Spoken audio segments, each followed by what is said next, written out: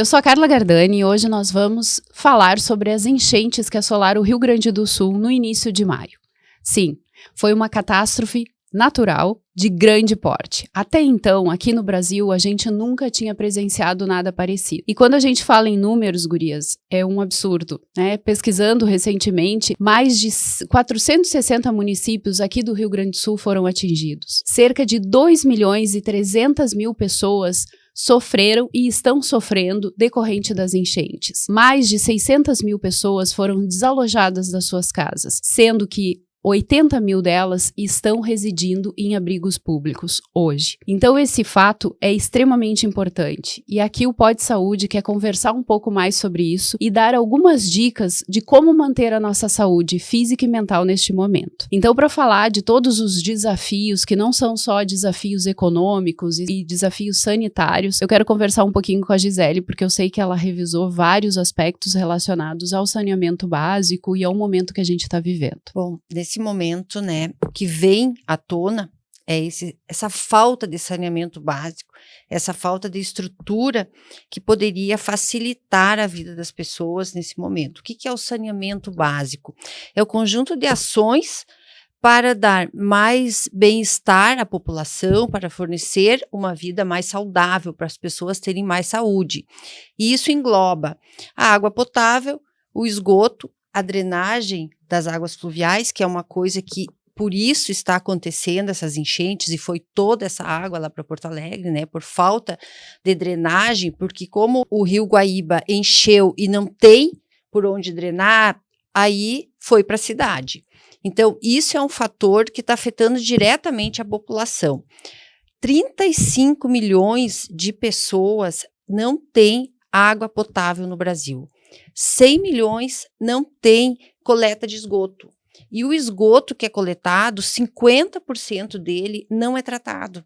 Então, isso afeta diretamente a economia, a saúde das pessoas, causando doença, o rendimento escolar, porque as crianças ficam mais doentes, faltam mais à escola, aumenta a desigualdade, aumenta a poluição. Nas enchentes que a gente vê agora, muitas vezes a gente costumava ver em São Paulo, né, aquelas enchentes por conta do lixo, que às vezes é jogado a céu aberto, vão para as bocas de lobo, que faz a drenagem das águas da chuva, entope e causa a enchente. Então, são pequenas coisas que começam a acontecer e que aí acaba numa catástrofe, numa calamidade, sem falar nas doenças que a gente está vendo e que logo ali na frente, agora, vai começar a aparecer, que vai ser a leptospirose, que já está sendo bem comentada, a dengue, que a gente já estava num surto de dengue e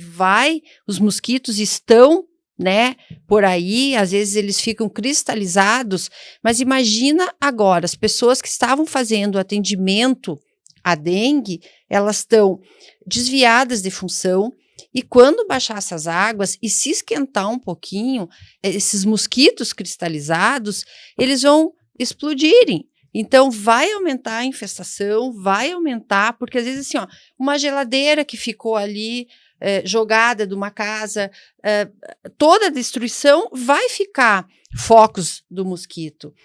Aí tem a cólera, a giardíase, a amebíase e a hepatite A, que é tão conhecida. Então, assim, a falta do saneamento é uma coisa muito importante e parece que no Brasil ainda os políticos, a gente sempre ouviu falar que produzir coleta de lixo, investir em esgoto, não dá voto, porque eles gostam de fazerem pontes, grandes obras que dá essa visibilidade, né? E o que precisa, que é o básico, aí nesses momentos a gente vê o que vira a vida das pessoas de um dia para o outro. E a hepatite é uma que vai chegar e vai acometer, né? Muitas pessoas que estão lá nessas águas contaminadas e E aí vai ser o caos. É interessante tu falar da hepatite, é justamente isso, assim, ó, porque se a gente pensar após uma catástrofe natural, a gente tem o primeiro momento, que é esse que a gente está vivendo agora, e tem o que a gente pode chamar de primeira onda, segunda onda, que são as doenças que irão acontecer no futuro próximo. No caso da hepatite A, só para que vocês possam entender, ela tem um período de incubação que pode variar de 15 a 45 dias. Então, se eu pensar que alguém que entrou em contato com água contaminada, porque a hepatite ela é provocada por um vírus e ela é fecal-oral. Então, a gente se contamina com água, com alimentos contaminados ou com precárias condições de higiene, que é justamente isso que o pessoal está enfrentando. Então, imagina uma pessoa que entrou em contato com esse vírus há 5, 6 dias atrás, no momento crítico da enchente, ele pode desenvolver os sintomas daqui a 45 dias. Então, e quais são esses sintomas, né? Como é que essas pessoas podem pensar que estão em risco de ter o diagnóstico de hepatite A? Bom, os sintomas são inespecíficos, geralmente. Então, cursa com febre, mal-estar, pode ter mialgias, dor no corpo, pode ter dor articular. E pode evoluir, né, a curto prazo para icterícia, que é o que as pessoas chamam de amarelão. A icterícia cursa também com uma coisa que nós chamamos de acolia, que as fezes ficam claras, né, brancas, e a urina fica muito escura. Como que a gente pode tratar a hepatite A, né? Por ser uma doença autolimitada, geralmente, nós tratamos com sintomáticos. Então, nós controlamos a febre do paciente, nós tentamos dar analgésico na medida do necessário, mas o que é importante? Orientar as pessoas para os sinais de agravamento dessa hepatite A, que é aquela icterícia, o amarelão, que não melhora, vem progredindo, ou se tiver algum sinal de confusão mental, que a gente pode diagnosticar encefalopatia hepática. Então, isso são algumas coisas, né, que tem que chamar atenção, mas existem algumas outras doenças, além da hepatite, por exemplo, a leptospirose, né, ou a erisipela, que são doenças que vão surgir mais precocemente, né? Então, vamos começar aqui pela erisipela, que é mais o chão da egípcia, assim. Falando de pernas, acaba sobrando para mim, né? Então, o que é a erisipela? Ela é uma infecção de pele que acomete principalmente as camadas mais superficiais da pele e da gordura. Ela é muito relacionada com a perna, mas a perna não é o único local, ela pode dar muito na face também. Quais são os sinais e sintomas da erisipela? Você vai ter um vermelhidão no local, vai aparecer uma lesão, muitas vezes podem aparecer bolhas. Essas bolhas podem ter um aspecto infeccioso, elas podem ficar escurecidas. Vai ter um cordão normalmente avermelhado ligando até um ponto onde estão as nossas centrais de defesa, digamos assim, que são as famosas ínguas. Então, provavelmente lá na virilha você vai encontrar um caroço um pouquinho mais doloroso, que é uma decorrência dessa infecção que está acontecendo lá embaixo na perna. E por que ela acontece? Normalmente a gente tem uma solução de contiguidade da pele, que pode ser um arranhão, pode ser um fungo na unha, pode ser uma frieira lá no meio do dedo. Então, pessoas que têm essa solução de contiguidade e entram em contato num ambiente altamente contaminado, como é o que está acontecendo agora, têm uma propensão maior a desenvolver. Então, essas águas contaminadas, pode ser aquele profissional que está indo ajudar e que não está... naquele momento, a gente está muito mais imbuído de querer ajudar e não está muito pensando em si. Então, vai lá com um tênis, vai com um chinelo de dedo mesmo, vai como dá e acaba não se protegendo. E aí, acaba tendo essa porta de entrada para a infecção acontecer. Ela é tratada normalmente com sintomáticos, ela é muito dolorosa, a perna incha, fica vermelha, aparecem essas lesões, pode ter febre também com calafrios, esse aparecimento dessas ínguas na região da virilha, e ela normalmente é tratada com antibióticos. Então, qualquer sinal desses sintomas deve ser procurado um atendimento médico para que sejam prescritos antibióticos.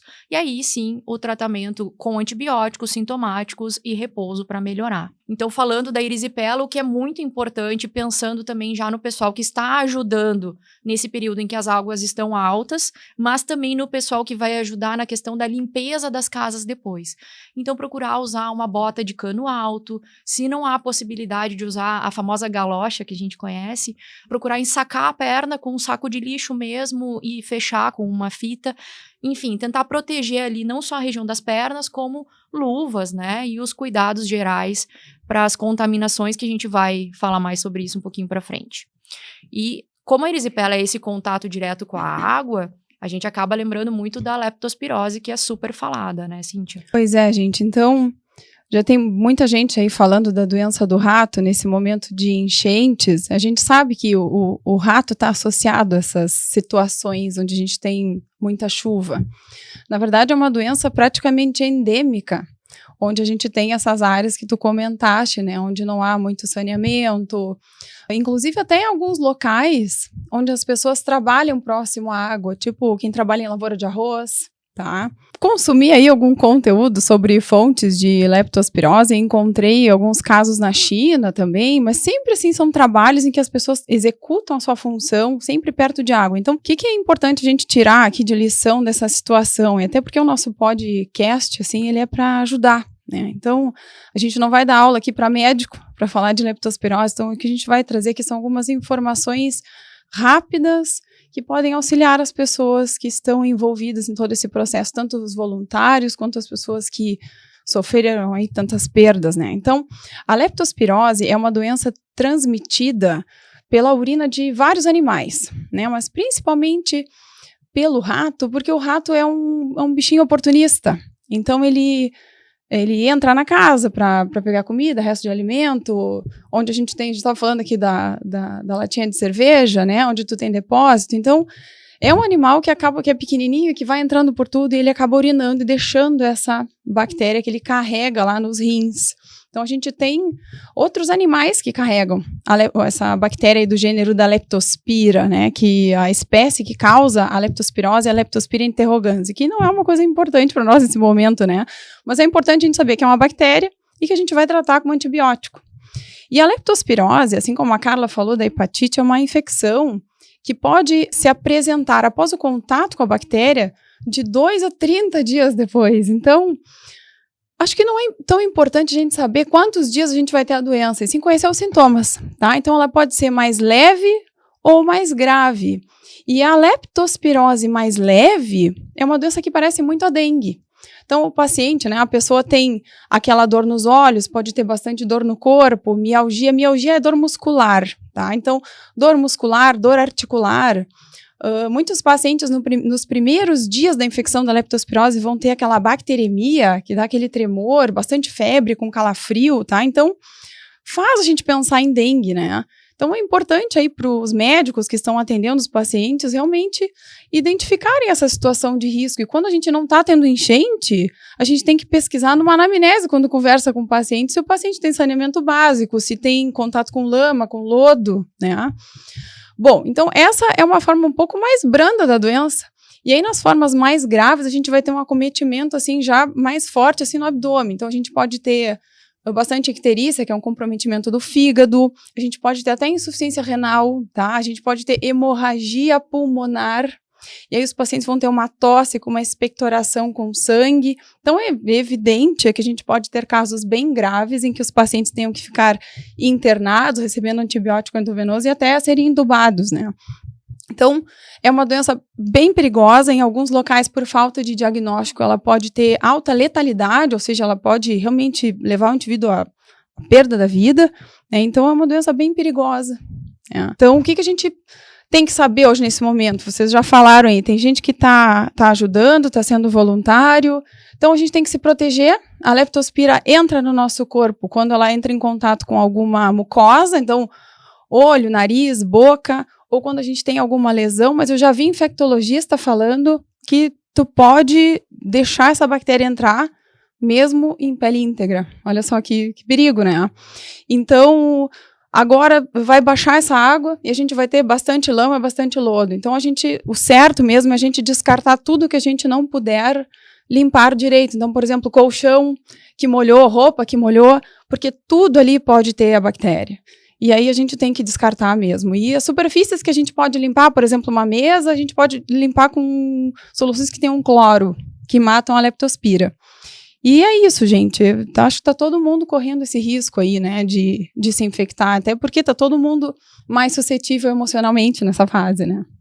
Gurias, quando vocês começam a falar e que a gente está conversando aqui basicamente sobre as doenças, mas tem aquela questão que é a intoxicação alimentar, né? Que a gente pensa, olha, essas pessoas que estão sendo expostas muitas vezes estão com dificuldade de acesso a vários alimentos. E isso pode ocorrer mesmo, Gabi? Como é que funciona essa questão da cólera e intoxicação alimentar?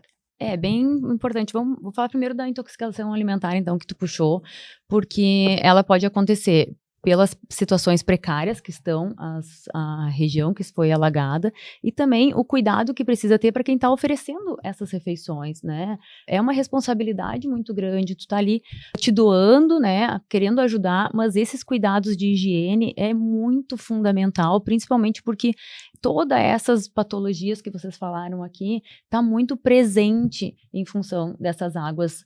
Os lugares que as pessoas estão alocados, muitas vezes não são tão próprios para a produção dessas refeições. Então, o cuidado com a higiene tem que ser redobrado. O cuidado com a água que está sendo consumido para preparar esses alimentos também tem que ser redobrados.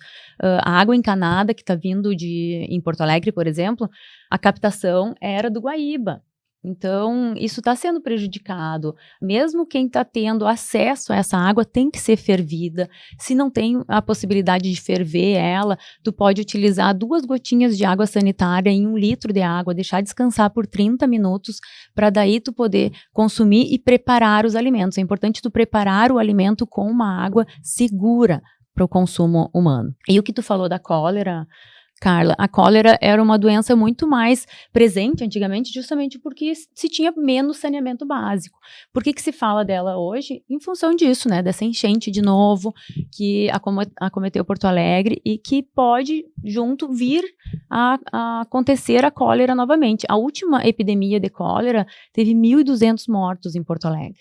Então, claro, isso já faz 100 anos, próximo de 100 anos, e até hoje, dentro dessa enchente, não teve nenhum caso, tá? Todos os casos que acontecem no Brasil, eles são relatados para não ter essa contaminação. Então, em Porto Alegre ainda não teve nenhum caso, e o que a gente tem que cuidar para que isso não ocorra?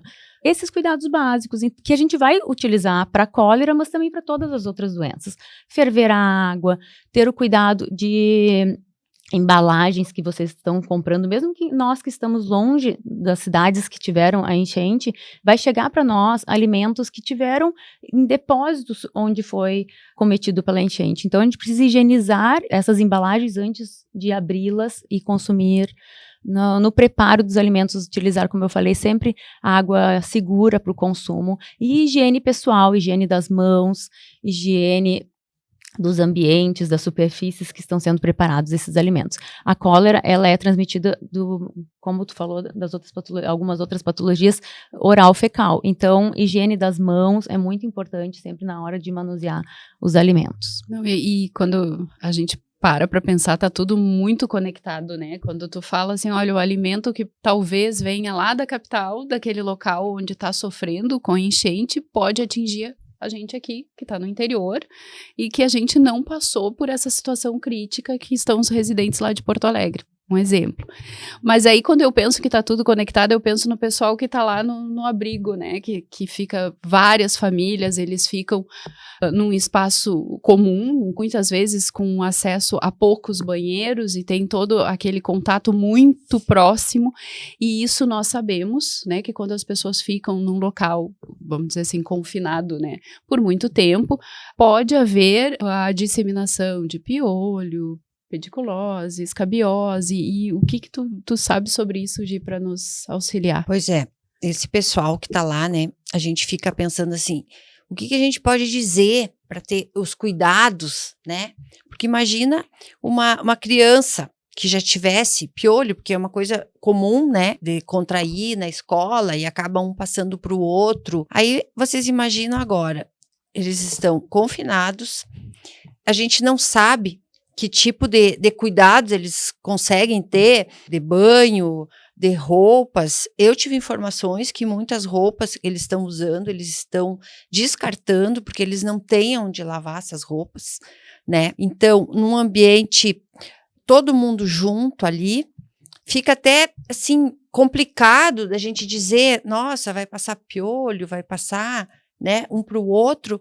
porque a sensação que a gente tem é que eles estão com falta do básico, né? Claro que agora está um momento de comoção, está todo mundo ajudando, todo mundo mandando comida. Até, inclusive, eu acho que tinha que ter um tipo de alerta, porque daqui a pouco vão mandar muita coisa que vai começar a vencer, né? Tipo, leite é uma coisa que tem pouco tempo, né? A validade. E daqui a pouco vai acabar estragando e daqui 2 meses, talvez essas pessoas que perderam tudo, elas não vão ter para onde voltar e vão estar lá, perderam o emprego e vão precisar dessa ajuda, né? Então, talvez tenha que ter eu não sei o que, uma estratégia de doação, né? Para poder chegar a tempo, porque daí chega tudo junto, daqui a pouco as pessoas passam um pouco essa comoção e param de doar, porque é um problema a longo prazo. Então, esse tipo de contaminação, escabiose, é uma coisa que provavelmente vai ter. Claro que as pessoas vão ter que ter esse cuidado, eu acredito. A gente está longe, a gente não tem nem noção do que como está esses alojamentos, mas é um assunto muito delicado e o nosso estado vai precisar da ajuda de todos, porque é como tu falaste, a gente parece que está longe, mas isso vai nos afetar diretamente na economia, na saúde, no bem-estar das pessoas, na saúde mental, porque não tem como a gente ficar imune a tudo isso que está acontecendo, né? Gida, quando tu fala ali nessa questão do impacto e do tempo para a gente recuperar, eu fiquei pensando numa coisa que eu li há poucos dias atrás. Muito tem se feito analogia ao Katrina, né, que ocorreu lá nos Estados Unidos no início dos anos 2000. O Katrina, só para entenderem, o estado onde ocorreu esse desastre natural, ele representava 1% do PIB dos Estados Unidos. Nós, aqui no Rio Grande do Sul, nós representamos quase 7%. Então, o impacto dessa situação específica aqui no Rio Grande do Sul será muito maior do que o Katrina. Então, assim, ó, hoje, eu até estava pesquisando, assim, as pessoas não têm a dimensão do impacto financeiro, mas eles estão falando em cerca de 14 bilhões de reais, né? Se a gente pensar que nos Estados Unidos eles demoraram 10 anos para tentar recuperar o que eles perderam, imagina nós, né? Então, assim, a coisa é muito complicada. E aí, quando a gente fala disso, e aí a gente está falando das doenças, então a gente tem que dar algum rumo para nossa conversa, tentar prevenir, que o nosso objetivo aqui do podcast é de prevenção. Aí eu penso assim, será que tem alguma vacina, Gipsy? O que tu sabe sobre vacinas? Pode nos ajudar com isso nesse momento? Vamos lá. Vacinas. A gente leva muito em consideração as doenças mais prevalentes, algumas já foram faladas aqui, e a questão das aglomerações. Então, muitas pessoas, como tu bem falaste no começo, estão aglomeradas em abrigos públicos. Isso é digamos assim, um prato cheio para se ter surtos de doenças. Então, quais seriam as vacinas indicadas pela Sociedade Brasileira de Infectologia em conjunto com a Sociedade de Imunizações e a Sociedade Gaúcha de Infectologia? Seria a influenza e a Covid, então pensando em algo respiratório por essas aglomerações. A tríplice viral, que é sarampo, rubéola e cachumba. Além disso, a hepatite A, como tu comentaste, o tétano, porque a gente acaba tendo muito contato com a água, com metais, enfim, que tenha ferrugem, e a da raiva, porque o que acontece? Nós temos muitos animais envolvidos nesse processo. É claro que a gente acaba se preocupando muito com as pessoas e em salvar essas vidas, mas temos os animais também, e muitos podem estar infectados com a raiva, então a raiva também acaba entrando. Isso nós estamos falando das pessoas que estão em abrigos e que foram atingidas, mas que também estão já em casas de terceiros ou de familiares. Já para os voluntários, seriam as mesmas vacinas e se associaria ainda à da hepatite B. Essa já é uma vacina que ela é muito frequente nos profissionais de saúde, nos bombeiros, pelo contato, então teria mais a hepatite B para ser acrescentada em quem está trabalhando como voluntário nesse momento. Teríamos mais ou menos 5 a 6 vacinas específicas para essa situação, para ajudar a população de alguma forma. É claro que vale lembrar que o ideal seria o quê? Eu ter o meu cartão de vacinação para ver se de fato eu preciso dessa vacina. Só que isso é uma utopia, né, gente? A gente tá falando de pessoas que saíram correndo para salvar suas vidas. Quem dirá pensar em pegar o seu caderninho de vacinação? Então, há protocolos específicos levando isso em consideração para as doses dessas vacinas. Gurias, e tudo isso tem um impacto, né, que a gente está falando muito do financeiro, relacionado à saúde física, né, mas tem um impacto psicológico, né, aquela pessoa que foi submetida a todo esse estresse, eu, sinceramente, não consigo imaginar a água entrando dentro de casa, eu não consigo, e todo mundo diz que é uma coisa muito rápida, né. O que tu pensa sobre isso, Gabi? O que tu viu? Tem um impacto psicológico? Como é que funciona? Como tu falou, é inimaginável o impacto emocional que essas pessoas estão vivendo, né? Mas a gente sabe que essa estresse agudo que eles estão vivenciando a cada dia, com essa incerteza do amanhã, principalmente, ele pode desenvolver vários processos inflamatórios no nosso cérebro. E isso acaba desencadeando algumas patologias. A gente pensa primeiro em depressão, em ansiedade, que são as mais comuns e que, de repente, vai acontecer até em um número maior, mas também pessoas que já estão mais suscetíveis ou que têm uma predisposição genética, podem acontecer patologias até bem mais graves, como esquizofrenia, toque, compulsões, então vários problemas que podem acontecer emocionalmente e que precisam ter um acolhimento das pessoas e de profissionais. Eu vejo que dentro desses abrigos já está tendo bastante atenção em relação a essa questão emocional, porque é importante ter esse auxílio, ter esse apoio. A parte emocional é muito importante, não é só essa saúde física que a gente está dando esse olhar, mas também essa questão emocional. Muitas vezes, grupos de apoio também ajudam, eles estão ali reunidos, vendo que é um problema que é meu, mas que também é teu, e como que tu está resolvendo, quais são as expectativas que tu tem para melhorar,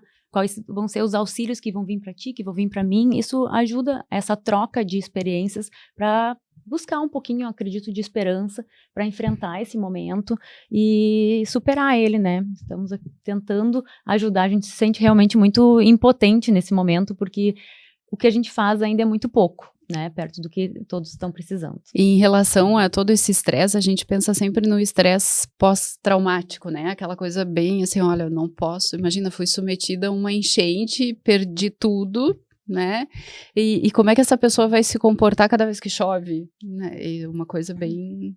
Pois é, na verdade, impactante. já vi que tu tá me olhando, a minha fala vai ser um complemento com relação ao que a Gabi trouxe, porque a gente não sabe por quanto tempo e qual vai ser realmente a dimensão desse impacto psicológico em todos os envolvidos. Mas a gente tem aqui, nessa fase de resposta aguda à catástrofe, a gente tem o envolvimento de 3 grupos de indivíduos. Então, primeiro, os voluntários, né? Então, as pessoas que estão envolvidas no salvamento, nessa situação que gera a identificação com a dor do outro, que graças a Deus a gente tem esse mecanismo no ser humano, né, que a gente, pela dor, se une e faz alguma coisa, né? Então, os voluntários hoje, eles têm a famosa síndrome do herói, não sei se vocês leram algo sobre isso. Então, a gente tem a síndrome do salvador e a síndrome do herói, que é de um indivíduo que abre mão da sua própria vida em função do salvamento das outras. Então, esse indivíduo acaba, muitas vezes, sacrificando todo o seu eu físico e mental em função daqueles salvamentos.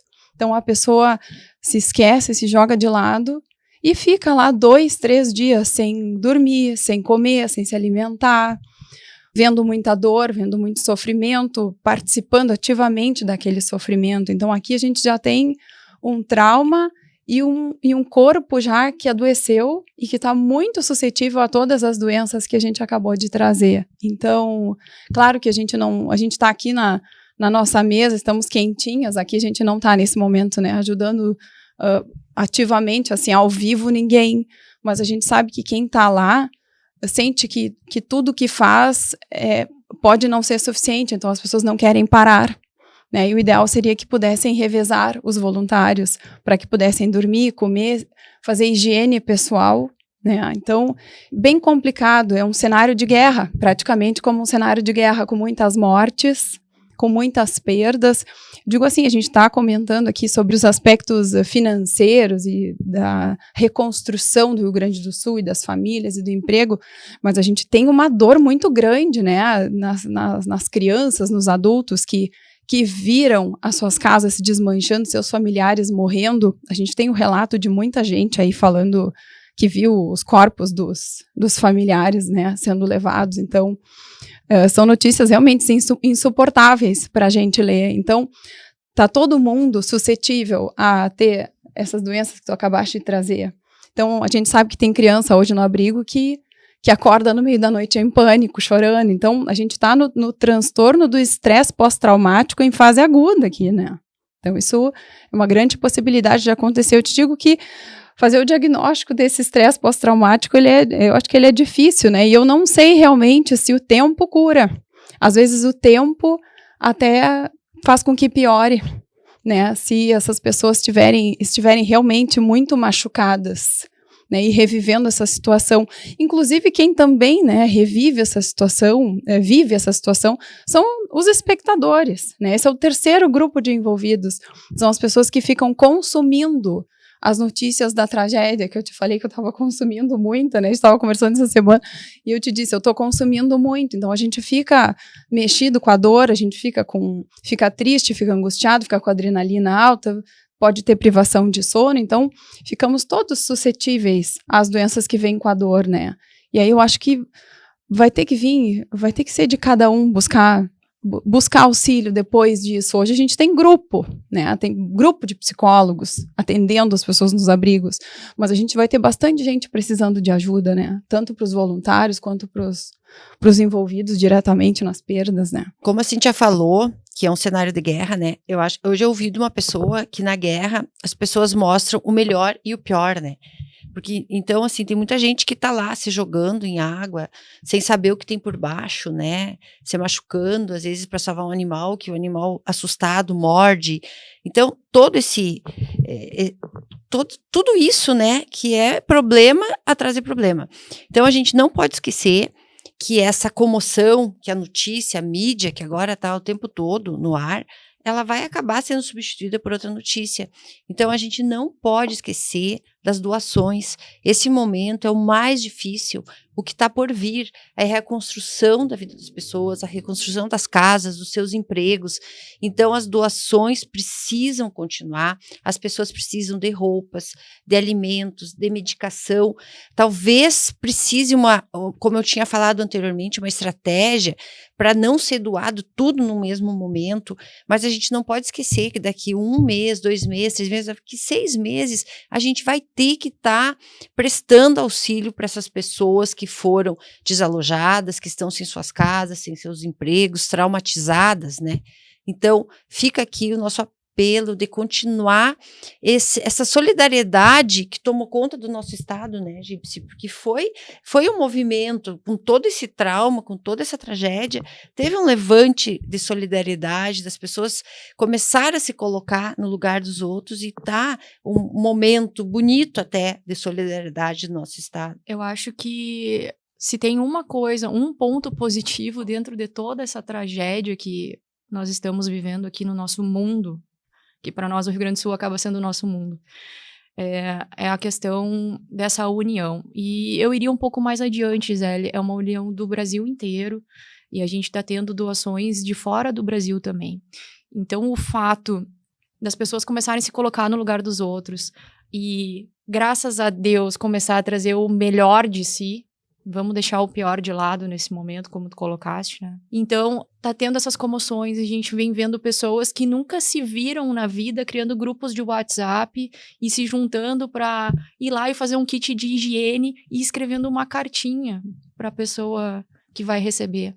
Então, são esses pequenos focos de amor à distância são muito importantes, que estão fazendo as pessoas se unirem e estão fazendo as pessoas olharem um pouquinho para dentro e serem gratas, assim como nós estamos sendo aqui. Como bem nós falamos, nós estamos quentinhos, nossa casa continua em pé, nós temos roupa, nós temos comida. Então, o pouquinho que a gente consegue oferecer, seja do nosso tempo, seja do nosso dinheiro, seja da nossa própria atenção ou da nossa própria oração no final do dia, isso vai fazer diferença para as pessoas. E principalmente lembrar que nós estamos passando numa fase aguda. Então, nós estamos muito focados nesse momento em salvar as pessoas. Bom, o primeiro ponto nós atingimos. As pessoas possíveis de serem salvas foram salvas. Mas e agora? Os desabrigados, os desalojados, aqueles que perderam tudo, isso vai perdurar durante muito tempo. Como a Carla falou do Katrina, foram 10 anos de reconstrução. Nós passaremos por isso, e essa empatia, essa solidariedade, ela não pode acabar agora. É algo que tem que perdurar. É algo que nós temos que ter um planejamento, como bem falado antes, de como nós vamos poder ter ações efetivas para cuidar dessas pessoas. A questão da saúde mental, ela entra como prioridade no Ministério da Saúde. Então, esse estresse pós-traumático, essas pessoas que estão sofrendo com isso, vão ter que ter um cuidado maior com relação a isso. Então, a solidariedade, graças a Deus, vem para abraçar essas pessoas e, de uma forma positiva, impactar a vida delas. Gurias, bem legal, eu quero agradecer, assim, eu acho que a contribuição foi excelente, eu acho que o nosso objetivo aqui no podcast era uma conversa, mas que a gente conseguisse passar para as pessoas que estão nos ouvindo quais são as doenças mais incidentes nesse período pós-enchente, como que a gente pode manejar isso da melhor forma e qual a nossa visão do futuro a curto e a longo prazo. Então, espero sinceramente que tenha feito sentido para você que nos escutou até agora e agradeço a presença de vocês. Até a próxima, gente. Vamos ajudar, pessoal. Até a próxima.